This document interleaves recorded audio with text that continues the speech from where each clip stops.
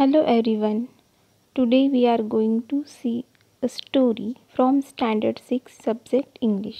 The name of the story is The Lion, the Man and the Statue. स्टोरीच्या नावावरून तुम्हाला कळू शकतं की ह्या स्टोरीमध्ये कोण कोण आहे. तर ह्या स्टोरीमध्ये दोन कॅरेक्टर्स आहेत. There are two characters in this story. One is the man and other is lion. So will see what is the story is about. Long ago, man and animals could talk to each other. Once a man and a lion got talking. The lion was very proud of his strength. I am the king of beasts. I am stronger than any man. That is why men fear me. पूर्वीच्या काळी म्हणजे पंचतंत्र कथा तुम्ही ऐकल्या असेल किंवा अनेक काल्पनिक कथा. तर त्यावेळेस असं समजलं जायचं की पूर्वी प्राणीसुद्धा बोलायचे आणि ते माणसांशीही बोलायचे. तर ह्या स्टोरीमध्ये अशीच एक कल्पना केली आहे की एक माणूस आणि एक सिंह एकमेकांशी चर्चा करताय, बोलताय. तर बोलताना लायन जो असतो सिंह, तो म्हणतो की मी सगळ्या प्राण्यांचा राजा आहे आणि मी सगळ्यांपेक्षा स्ट्रॉंग आहे. माझ्यासारखं स्ट्रॉंग कुणीच नाही. The man was also proud of his intelligence. Don't forget that men are more intelligent than you are. That is why they can hunt you or capture you. माणूसही काही कमी नव्हता. तो म्हणाला की विसरू नकोस की मनुष्य हा बुद्धिमान प्राणी आहे, कारण तो तुम्हाला मारूही शकतो, शिकार करू शकतो किंवा पकडूही शकतो. They both began to argue about who was greater. At last, the man took the lion to the statue in a big garden. It showed the great hero Hercules standing proudly with a dead lion at his feet.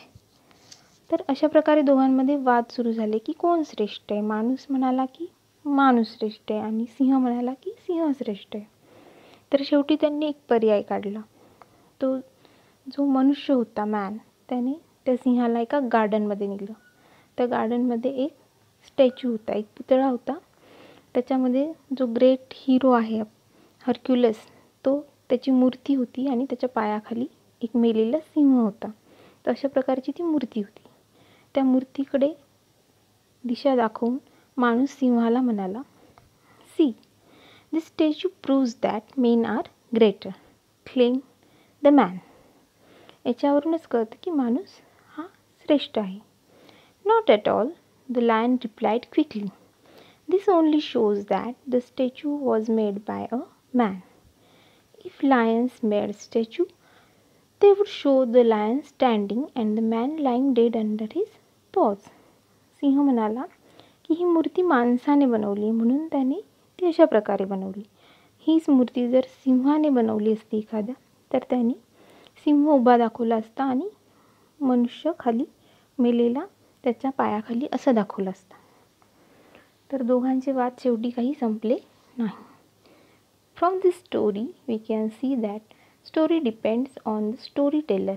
Wien someone else tells the same story, they tell it from their point of view. तर ह्या स्टोरीवरून आपण हाच बोध घ्यायचा की कोणती गोष्ट असो, मग ती गोष्ट असो किंवा आयुष्यातली एखादी घटना, तर ती सांगणाऱ्याच्या दृष्टिकोनावर डिपेंड असते की तो कोणत्या पॉईंट ऑफ व्ह्यूने आपल्याला सांगतो आहे, पॉझिटिव्ह, निगेटिव्ह किंवा दुसरं काही. तर गोष्टी ह्या नेहमी पाहण्याच्या दृष्टिकोनातूनच ठरतात. I hope all of you like the story.